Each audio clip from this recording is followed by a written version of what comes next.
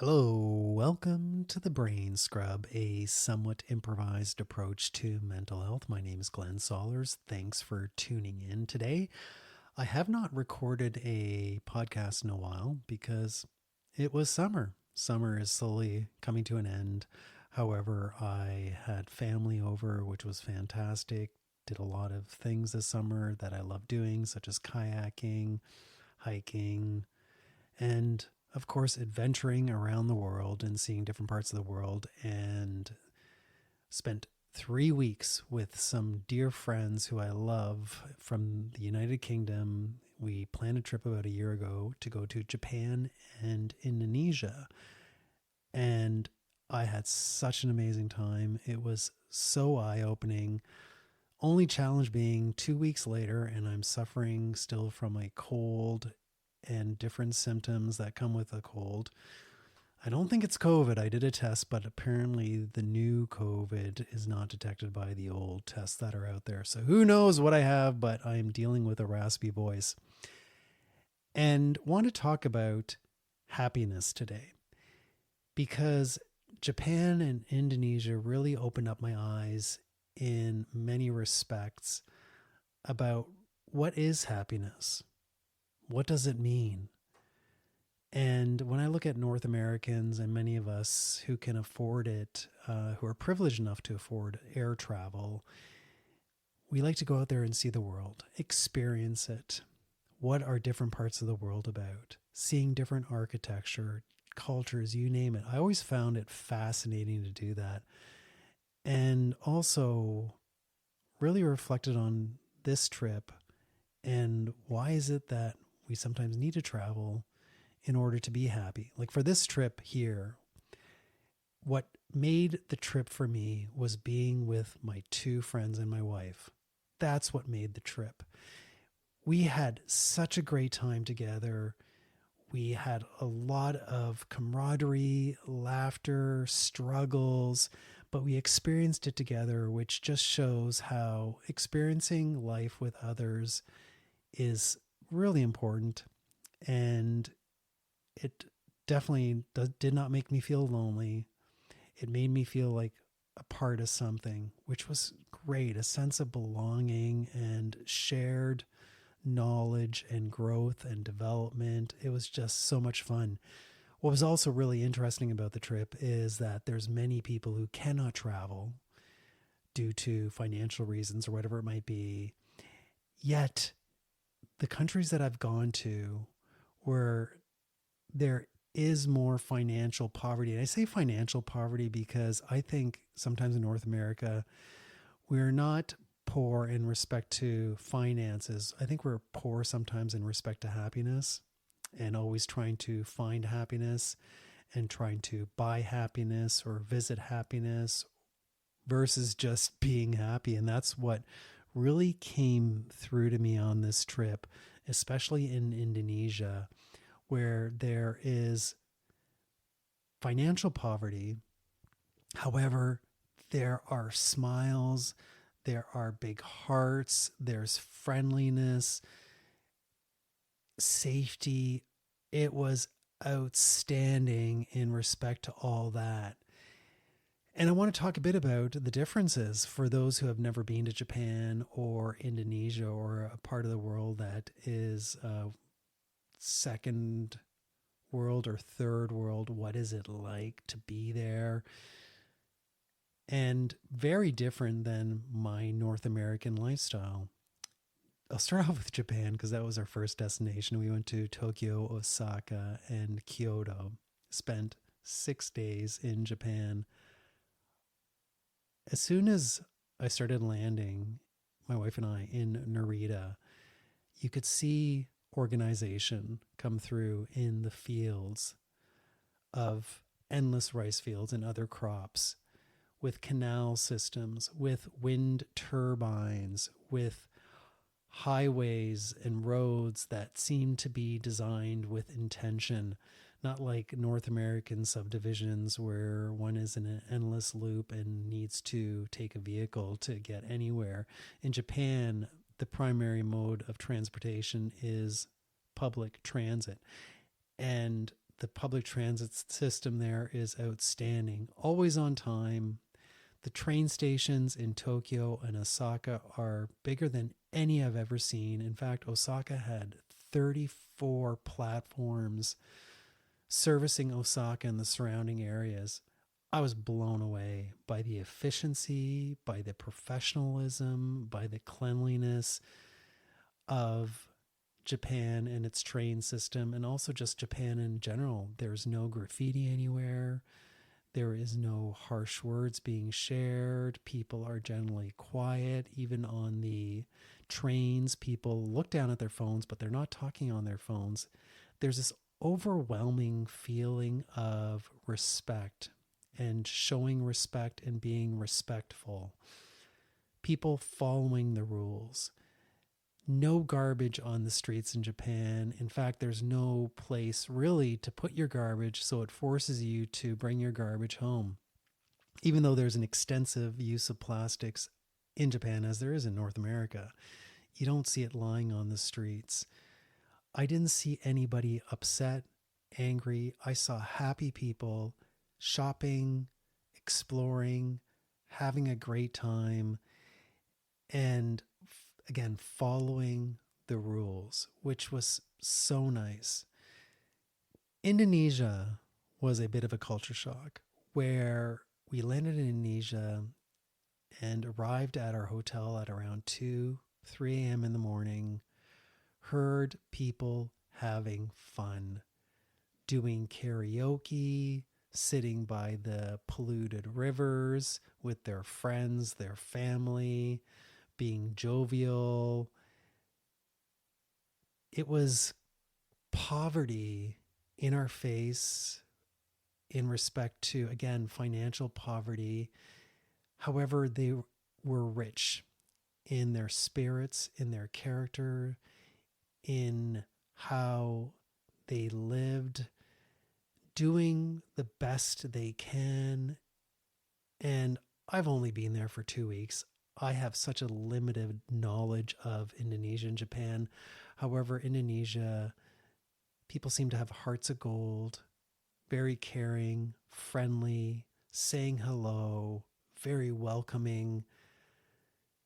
And Jakarta was a shock because of all the plastics scattered throughout the city. And this is not just in Jakarta, it's throughout parts of Indonesia, not so much in Bali because Bali is very touristy, but in authentic Indonesia, there was garbage everywhere, in the fields, covered up, people burning garbage, piles of it, which was sad to see how plastics has impacted this planet in such a negative way. And those plastics are flowing into the oceans, literally, in these countries and many others.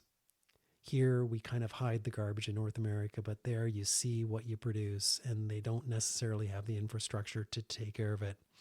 And one thing that I learned from somebody on the cab ride home to my place where I live is this gentleman, and I spoke a bit about it, the gentleman who was driving the cab, and he said, those countries there, they don't necessarily have the infrastructure to do what we might do in North America, and that is just pick up garbage on a regular basis and cart it off somewhere where we don't know. There, due to population, due to infrastructure, it's very difficult to manage something like plastics. And plastics was never part of our society until it was introduced, I think in the 1940s. I forget when it was. But anyway, when you put all of a sudden all this plastics into a culture and an environment where they have no way of managing it, it's bound to fall on the ground, and that just becomes the norm. I was shocked at even one of our drivers in Lombok. We had to pull over quickly, and he just ate his lunch out of a bag and then just threw his water bottle and the bag out to the side of the road where there was a bunch of monkeys that would scour through it to find food in these plastics. And for me, it was heartbreaking seeing this. But in these countries, it's important to look beyond what you're seeing, because what we saw within the individuals and the people that live there was much different. We had children happy to see us, adults happy to see us, people saying hello, never saw any conflict despite the chaos that's there. Nobody holding on to grudges based on traffic challenges. An ability to just let things go and accept what is was so powerful for me to see. Where here, I think we hang on to, or I'm just going to use I statements, I hang on to little things at times that are really not that important, focusing on what's really doesn't matter. Where in Indonesia, there was such a feeling of community where people gathered together, where they chatted about things, where they're not necessarily traveling all over the place, but they're doing what they need to do, whether it's driving a grab car for a living or working in a rice field. I didn't see one tractor in a rice field. I just saw people doing work with their hands. And it was uplifting for me to see this, that people are representing what is community, friendship, family, being together. And if we could add that to our lifestyle here, even me add that to my lifestyle, is just enjoying my local surroundings, enjoying those who I have in my life, can do a lot for mental health. But I didn't see anybody who took life too seriously. These people just did the best they could.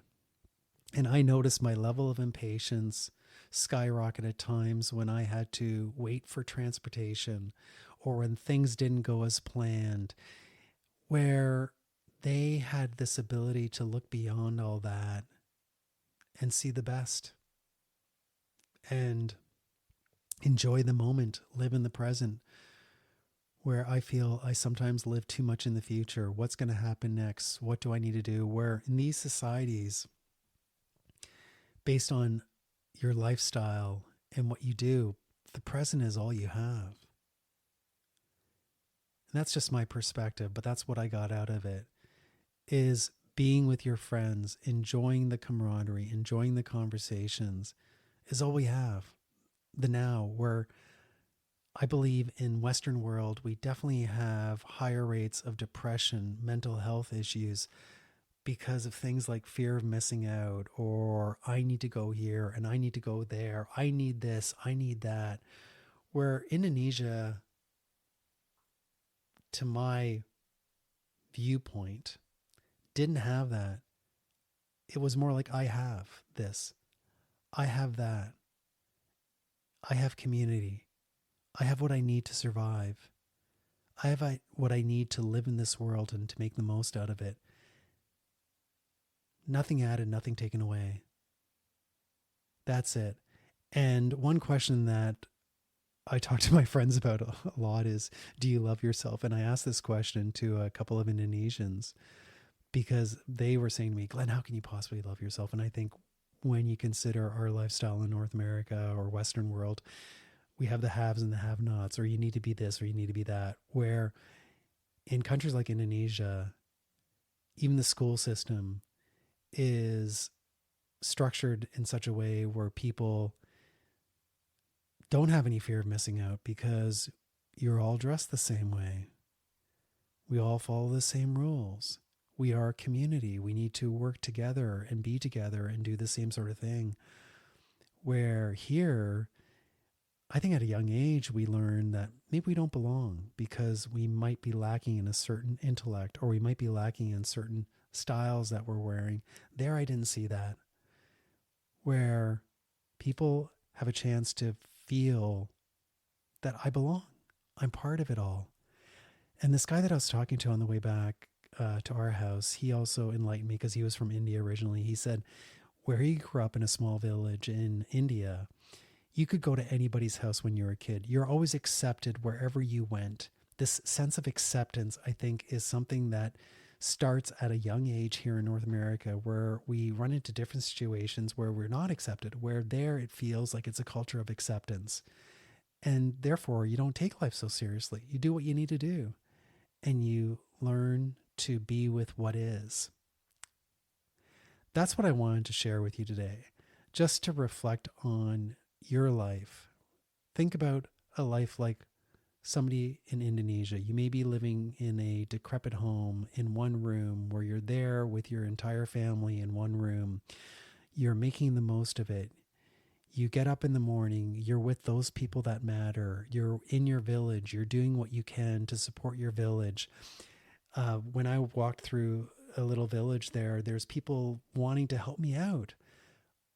And yeah, you get that here where I live, but not as much. There, it's people were very curious. Wanting the best for other people, I think, is the thing. And sometimes for me, I focus on what's best for me and not necessarily what's best for the community. And Japan and Indonesia have done an exceptional job looking out for the community, looking out for each other, and treating each other and others with great respect and dignity. Thanks for listening.